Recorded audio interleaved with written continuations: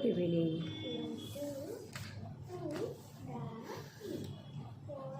আপনাদের সাথে লাস্ট আমার কথা হয়েছে বৃহস্পতিবার।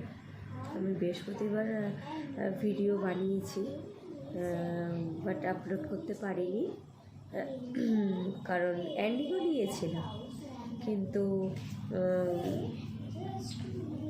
ইয়ে করতে পারিনি। কিছু রিজন ছিল, রিজনটা কিছুই না তেমন। অ্যাকচুয়ালি নেট কানেকশান স্লো চলছিল, ওই কারণে ভিডিও আপলোড করতে পারিনি। ওই জন্য আপনাদের সাথে কথাও হয়নি অনেক দিন। আপনারা সঙ্গে কথা না বললে তো ভালো লাগে না, ওই কারণে আমি ভাবলাম থাক, ভিডিওটা ছাড়ার আগে একবার অন্তত জানিয়ে দিই যে মধ্যিখানে এতদিন গ্যাপ ছিল। নাহলে আপনারা ভাববেন যে সোনা কোন ভিডিওগুলো দেখাচ্ছে আমাদেরকে, এটা তো অনেক দিন আগে ভাবতেই পারেন। সেই কারণে এই যে মেয়ের বইয়ের মলাট কিছু বাকি ছিল, করা ছিল, কিন্তু কিছু ডিউ ছিল, হচ্ছিল না। তো সেটা ভাবলাম আজকে কমপ্লিট করে ফেলি, স্কুল থেকে বই বেরোলে। সেই কারণে মলাটগুলো করে ফেলছি।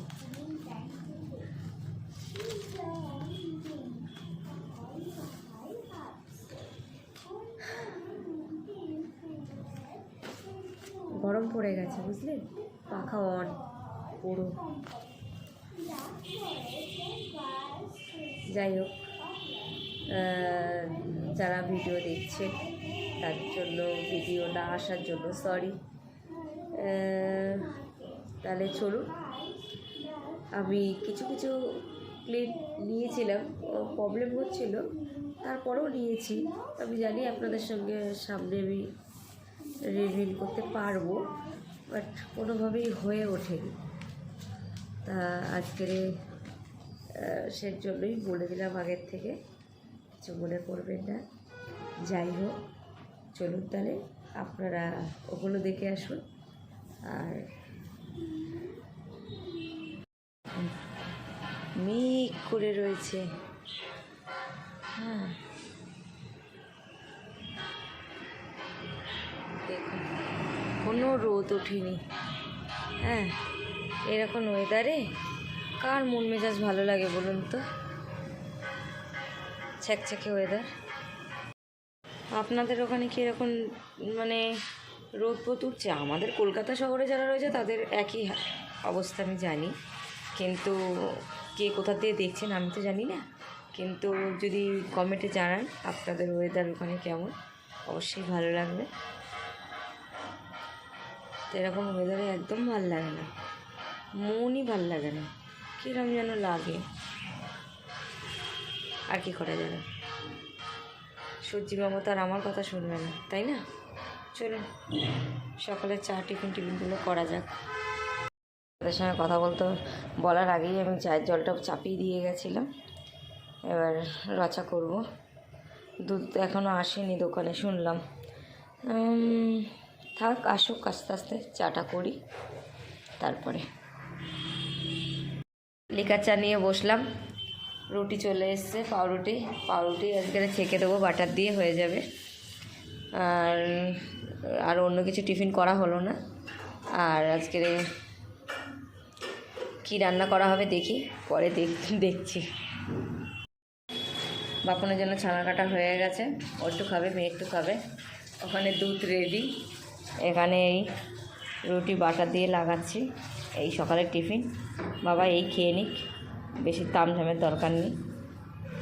বলুন তো, আমাদের বাড়ির লোকটার অত খাওয়ার অত ঝামেলা নেই, যা দেবে খেয়ে নেবে। বলেই না কিছু যে এইটা করে দিতে হবে, ওইটা করে দিতে হবে। আর কোনোদিন যদি বলে সেটা আবদার করে ওই রাত্রের দিকে হয়তো বলে, দিনের বেলা কিছু বলে না। রাত্রে হয়তো বললো যে একটু লুচি করো না, আজকে ভাত খাবো না। আবার ও একটু ভাত দিয়ে এইসব খেতে একটু বেশি পছন্দ করে, ওই কারণে। বাটার লাগানোর এটা পাচ্ছি না, কোথায় রেখেছি, চামচ দিয়েই লাগিয়ে ফ্রিজ ভিজেছিল না, বাটা শক্ত হয়ে গেছে ওই কারণে।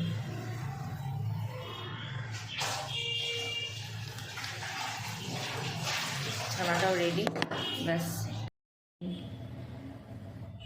এই এখন সন্ধ্যাবেলা পুজো দিতে বসেছে, বৃহস্পতিবার। আগে ওদের বৃহস্পতিবার দিনকে ওরা দুজনে পুজো দিতে পছন্দ করে, ওই কারণে এই যে দুজনেই বসে পড়েছে। সময় লাগবে এখন।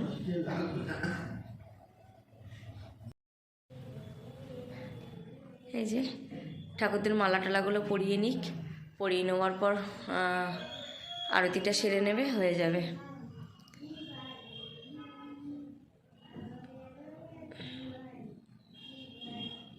এই যে ঘট পাতা হয়ে গেছে, ঘট পাতা হয়ে গেছে। এবারে ওই ঠাকুমা দাদুর মালাটা পরিয়ে দাও।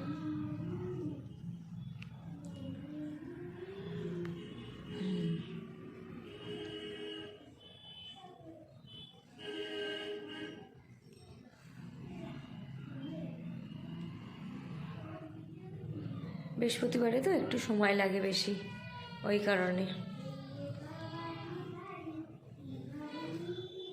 আগের বৃহস্পতিবারটা আমি দিয়েছিলাম, আগের বৃহস্পতিবারটা টাইম পাইনি, তো আগের বৃহস্পতিবারটা আমি দিয়েছিলাম। আর এই বৃহস্পতিবারে বললো আমি দেবো, তার জন্য।